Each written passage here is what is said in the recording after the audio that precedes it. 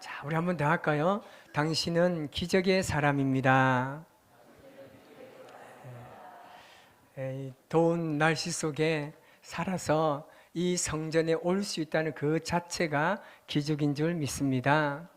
이 과거에 어떤 의사분께서 자기가 치료하는 두 사람이 있는데 그 사람에 대해서 이야기하는 것을 들은 적이 있습니다.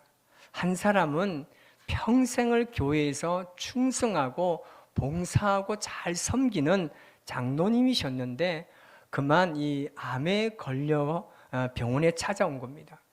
그때 이 장로님께서 하나님에 대한 배신감이 느껴지기 시작합니다. 아니, 내가 그렇게 충성하고 열심히 교회를 섬겼는데 아니, 하나님께서는 나에게 왜 이런 질병을 주셨단 말인가? 그는 하나님을 용서할 수 없었고 그래서 그만 신앙을 버리고 말았습니다.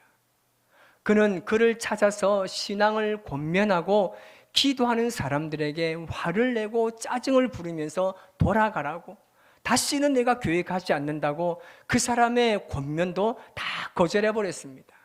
그렇게 끝까지 하나님을 원망하고 욕하면서 세상을 떠나고 말았습니다. 반면에 한 사람은 평생 무신졸라로 살겠다고, 나는 하나님은 절대 모르고 나는 교회에 다니는 사람 경멸하고 그 사람들을 조롱하고 비판하며 살았던 사람이 있는데 이 사람도 그만 암에 걸려서 병원을 찾아온 겁니다. 그런데 이 사람이 이 의사에게 전혀 다른 반응을 보입니다. 그는 자신이 하나님 앞에 죄인임을 깨닫고 눈물로 회개하였습니다. 비록 짧은 인생이었지만 남은 기간에 그가 예수님을 구주로 영접하고 말씀에 따라 선을 행하며 신실한 믿음의 삶을 살았습니다. 예배도 열심히 드리고 하나님을 향한 믿음과 신뢰가 너무 두터워져 가면서 그러면서 그가 세상을 떠났던 이야기였습니다. 여러분, 과연 누가 하나님께서 인정하시고 기뻐하는 삶이라고 생각되십니까? 우리가 인생을 살아가면서 꼭 알아야 할 것이 하나 있습니다. 그것은 모든 인생의 삶은요, 그냥 사는 것으로 끝나지 않는다는 겁니다. 자기 인생에 대해서 반드시 평가되어진다는 사실입니다. 인생이란 반드시 평가되어지기 때문에 그냥 대충 그냥 되는 대로 살아서는 안 되는 겁니다. 정말 잘 살기 위해서 노력해야 되고, 그리고 훌륭하게 살아나기 위해서 최선을 다하고 연구하고 또 필요에 따라서는 배워야 합니다. 그리고 훈련도 받아야 하고 연습도 해야 하는 겁니다. 어떤 방식으로든지 모든 것을 기울여야 하는 것이 바로 우리 인생이라는 겁니다. 이렇게 훌륭한 인생의 삶 혹은 그렇지 못한 삶으로 평가되어진다고 할 때 훌륭한 삶을 살지 못하도록 하는 가장 큰 요인이 있습니다. 그 요인을 생각해 보면 여러 가지가 있을 수 있지만 그 중에 정말 중요한 요소는요, 바로 익숙함입니다. 우리가 자세히 살펴보면 의외로 인생을 실패하게 만들고 잘 못 살게 만드는 주된 요인은요, 익숙함에 있습니다. 그러니까 우리의 삶 가운데 뭔가 변화가 없다면, 그래서 가만히 내 삶을 돌이켜보면 익숙함이라는 단어가 내 삶을 지배하고 있다는 사실을 발견할 수가 있습니다. 익숙하다는 것은요, 우리의 삶을 무너뜨리고 파괴하는 강력한 도구입니다. 그런데 많은 사람들은 여기 대해서 심각한 잘 생각하지 못합니다. 그래서 그냥 지나쳐 버리는 경우가 많습니다. 이것이 바로 익숙함이 주는 함정입니다. 여러분, 지금까지 우리가 열심히 살아오셨지만 이 시점에서 우리가 다시 한번 점검해야 될 것이 있습니다. 우리는 그렇게 생각할 수 있습니다. 혹시 우리가 살기 위해서 몸부림치다 보니까 목표를 잃어버린 것은 아닌가?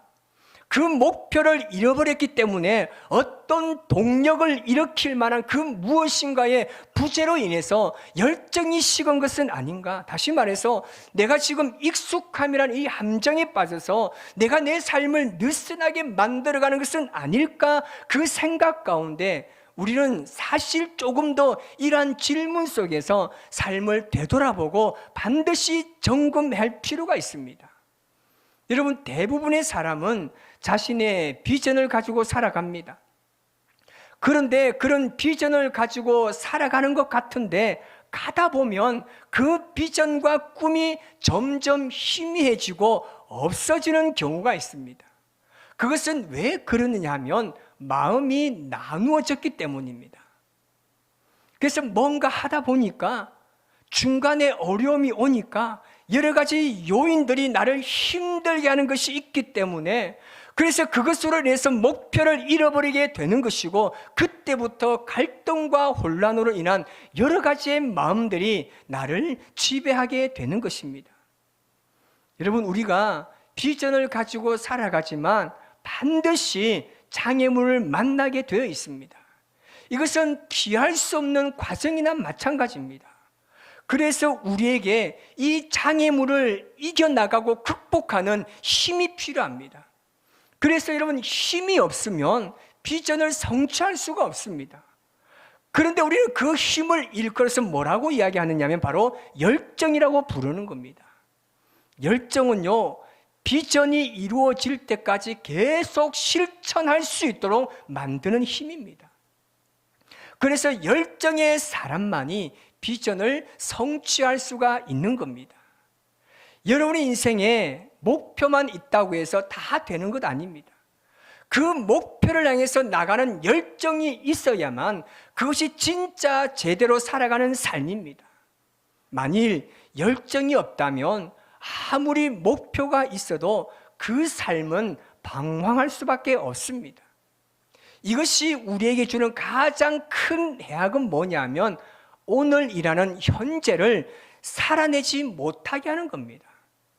그렇게 되면 여러분, 우리의 삶의 변화는요, 당연히 일어날 수가 없는 겁니다. 그러면 우리가 어떻게 하며 살아야 되겠습니까? 오늘 본문에 이 여호수아가 여리고 성을 무너뜨리고 아이성 전투에서 실패하는 장면이 나옵니다. 사실 아이성은 여리고 성에 비하면 너무 작은 성입니다. 그런데 이 작은 성과의 전투에서 실패하고 말았습니다. 여러분, 사실 전쟁을 하다 보면 실패할 수도 있고 또 사람이 다칠 수도 있습니다. 상황에 따라서 사람도 죽을 수도 있습니다. 그런데 여호수아의 입장에서 보면 이 전쟁의 실패는요, 굉장히 충격적이었습니다. 그 이유가 뭐냐면 여호수아와 이스라엘 백성들이 처음으로 패배했기 때문에 그렇습니다. 여기서 우리는 중요한 사실 하나를 발견할 수 있습니다. 우리가 표면적으로 보면 아이성 전투의 실패의 원인은 아간의 죄로 인한 결과였습니다. 그런데 더 깊이 생각해 보면 이 전투의 진짜 실패의 원인은요, 따로 있습니다. 오늘 본문 2절 앞에 보면요, 여호수아가 이렇게 합니다. 여호수아가 여리고에서 사람을 베델 동쪽 벳 아웬 곁에 있는 아이로 보내며 라고 말합니다. 혹시 좀 이상한 것을 발견하셨나요? 여호수아가 지금 정탐꾼을 보냈습니다. 그리고 그 정탐꾼들이 그 정탐을 마치고 난 이후에 보고를 어떻게 합니까? 3절을 종합해보면 그렇습니다. 그들은 소수입니다. 사람이 작으니까 우리가 다 올라가지 말고 한 2-3천 명만 가도 충분히 그 아이성을 점령할 수 있으니까 굳이 우리가 다 수고하지 말자는 겁니다. 지금 이들의 생각을 지배하고 있는 것이 무엇입니까? 우리가 여리고라는 그렇게 큰 성읍도 무너뜨렸는데 저 작은 아이 성쯤이야 굳이 우리가 다 올라갈 필요가 없다라는 자기 능력과 힘을 과신하고 말았습니다. 여러분, 자신의 힘과 능력을 믿는 사람들의 특징은 뭐냐 하면 하나님에 대한 의존도가 약해집니다. 하나님에 대한 의존도가 약해지면 자신의 판단과 경험으로만 살 수밖에 없는 겁니다. 지금 아이성의 진짜 실패 원인, 결정적인 원인이 뭐겠습니까? 그것은 바로 여호수아의 행동이었습니다. 지금까지 여호수아가 살아왔던 방식과는 전혀 달랐습니다. 여호수아가 이전까지 어떻게 살았습니까? 6장 2절 말씀에 보면 여리고성이 굳게 닫혀 있을 때에 이렇게 말합니다. 시작. 여호와께서 여호수아에게 이르시되 보라, 내가 여리고와 그 왕과 용사들을 내 손에 넘겨주었으니. 아멘. 여호수아가 지금까지는 하나님께서 말씀하시면 그 다음에 일어나 움직였습니다. 1장 1절 말씀도 우리 같이 봅니다. 모세가 죽은 후에 여호와께서 모세의 수종자 눈의 아들 여호수아에게 말씀하여 이르시되. 아멘. 항상 하나님께서 말씀하시고 난 이후에 여호수아가 행동했습니다. 하지만 아이성과의 전투에서는 자기 인생의 주어가 지금 바뀌었습니다. 이 행동의 주체가 바뀌었다는 말입니다. 지금까지 자신의 인생의 주어, 그 모든 삶의 주체가 누구였습니까? 하나님이셨습니다. 하지만 이 전쟁에서의 주어는 바로 자기 자신이었습니다. 그가 기도하지 않았고 묻지 않았고 그냥 올라간 것이 바로 실패의 원인이었습니다. 사실 우리가 살아가는 세상에는요, 익숙한 것도 있고 낯선 것도 있습니다. 익숙한 것은요, 굉장히 우리의 삶에 편리함을 주고 심리적인 안정을 가져다 주기도 합니다. 익숙하지 않는 것으로 굉장히 불편할 때도 많습니다. 그렇다면 익숙한 것이 여러분 다 좋을까요? 꼭 그렇지만은 않습니다. 익숙함이 구태의연과 만나면요, 매너리즘에 빠지기 쉽습니다. 그런데 지금 여호수아와 이스라엘 백성들은 가나안 성 중에서 가장 작은 성을 대상으로 전투할 때 너무나 익숙한 나머지 잠깐 방심하고 말았습니다. 하나님께 엎드려 기도하지도 않았고 묻지도 않았습니다. 아무리 작은 성이지만 자기 생각과 판단만으로 일관하는 여호수아와 이스라엘 백성들에게 하나님께서는 그 성을 허락하지 않으셨습니다. 여러분, 우리가 사랑을 하면 어떤 사랑을 합니까? 다 줘도 아깝지 않은 사랑을 합니다. 내가 정말 사랑하는 사랑이라면 우리는 정말 그렇게 사랑합니다. 우리 자녀들에게 사랑을 어떻게 합니까? 아까워하지 않습니다. 다 줘도 아깝지 않고 뭐 더 주고 싶은 것이 있는 게 바로 부모의 마음 아닙니까? 그런데 어떤 사람은 사랑을 하면서도 늘 계산합니다.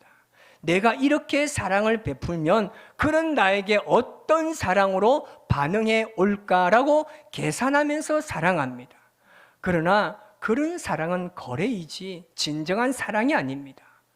그래서 그런 계산적인 사랑은요, 오래가는 경우가 없습니다. 오래가지 못합니다.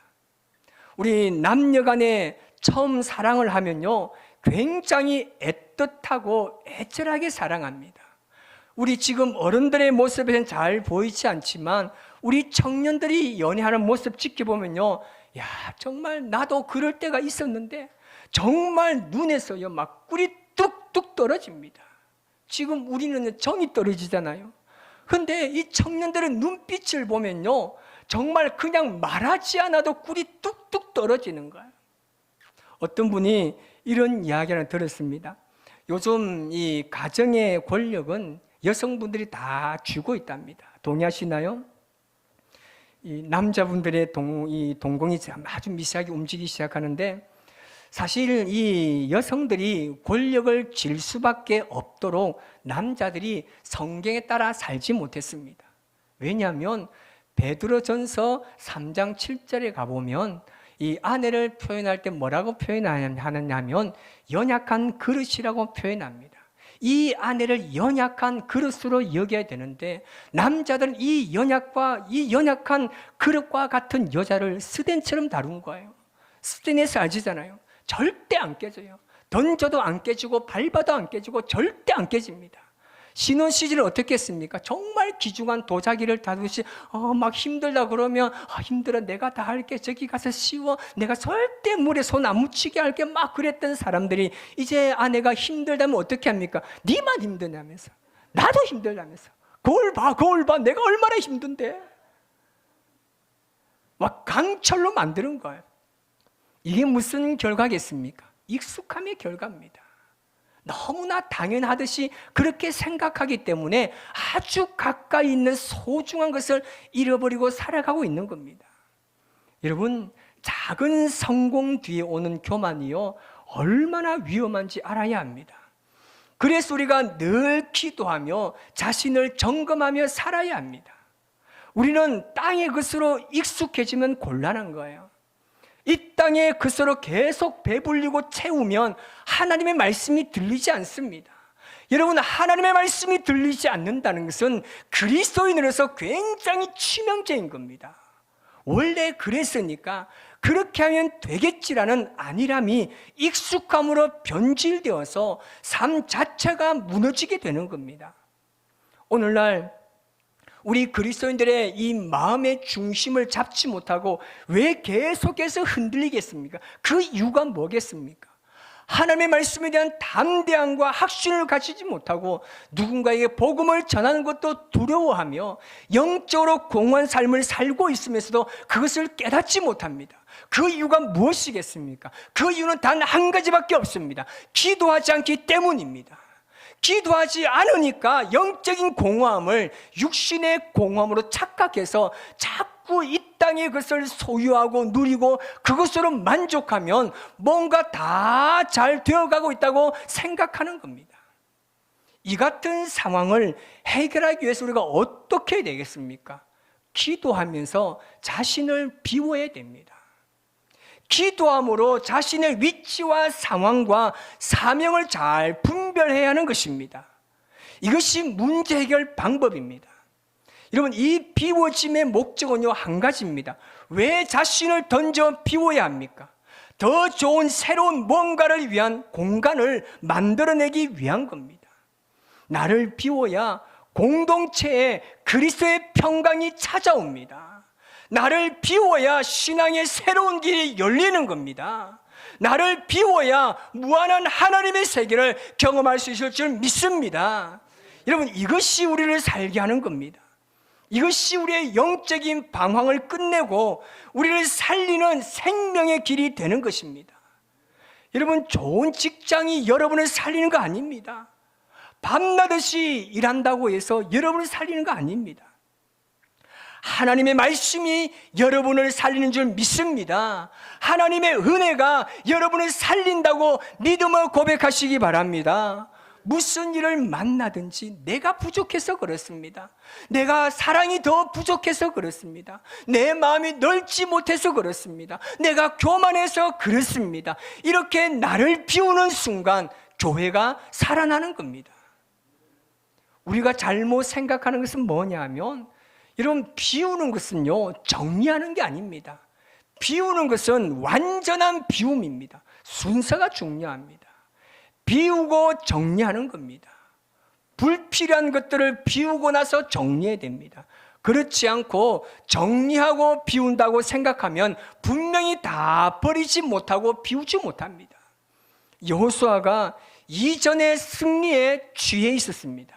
이것을 비우고 새로운 변화를 위해서 도전해야 되는데 거기에 그만 머물러 있다 보니까 그가 이전의 삶을 잃어버린 겁니다. 하나님께 기도하고 묻지도 않은 그의 삶이 여기서 잘못된 겁니다. 그 승리에 도취되어 있는 겁니다. 작으니까 충분히 이길 수 있겠지, 기도하지 않은 겁니다. 여러분, 교회 공동체가 무너지는 것은 첫 번째로 지도자의 책임입니다. 그리고 교회 리더들입니다. 여호수아가 하나님의 말씀을 듣지 않고 행동한 결과로 패하고 말았습니다. 지도자의 말만 듣고 올라갔던 백성 중에 36명이나 생명을 잃어버리고 말았습니다. 단 한 명만이라도 깨어서 기도할 리더가 있었더라면 이 같은 결과는 절대 일어나지 않았습니다. 누구 때문입니까? 나 때문입니다. 이 사람 때문입니다. 저 사람 때문입니다. 우리 교회는 이런 사람이 없기를 바랍니다. 모두가 나 때문임을 인지하고 내가 더 기도하고 내가 더 사랑하고 내가 더 섬기고 그리고 무엇보다도 기도하는 대로 살아가면서 새로운 변화와 도약을 위해서 그리고 우리의 신앙의 성장을 위해서 익숙함에 벗어나서 하나님보다 앞서지 않는 신앙의 바른 길을 걸어가야 하는 것입니다. 여러분, 이것이 여러분 공동체가 살아가는 겁니다. 여호수아가 그 전투에서 실패하고 난 이후에 그가 한 일이 뭡니까? 자기와 함께 그 모든 리더들을 데리고 옷을 찢고 땅에 엎드려 눈물로 주님 앞에 호소했습니다. 이게 뭐라고요? 이게 공동체가 살아나는 비결인 겁니다. 지도자가 기도의 자리에 올라가고 리더가 함께 기도의 자리에 올라가고 그래서 함께 기도함을 통해서 하나님의 공동체가 살아난다는 이 하나님의 원칙을 반드시 잊지 마시고 가슴에 새기며 살아가시기 바랍니다. 누구 때문입니까? 나 때문입니다. 누구 때문입니까?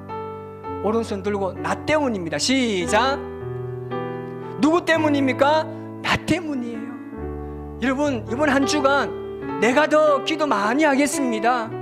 내가 더 사랑 많이 하겠습니다. 내가 더 많이 섬기겠습니다. 할렐루야.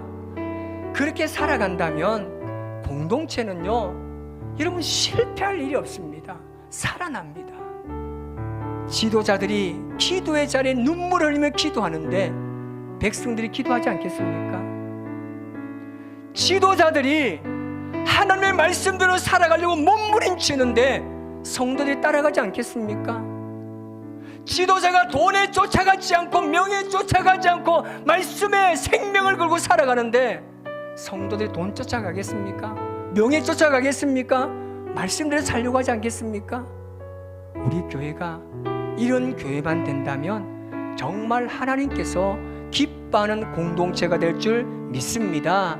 그래서 한 주간 더 많이 기도하시고 더 많이 말씀 묵상하시고 내가 주님의 말씀대로 살아가지 못했다라면 가슴 치며 주님 앞에 회개의 자리에 돌아와서 회개의 영이 부어질 때까지 기도하며 살아서 우리를 통해서 역사하시는 그 하나님을 여러분의 삶의 현장에서 경험하시기를 주님의 이름으로 축복합니다.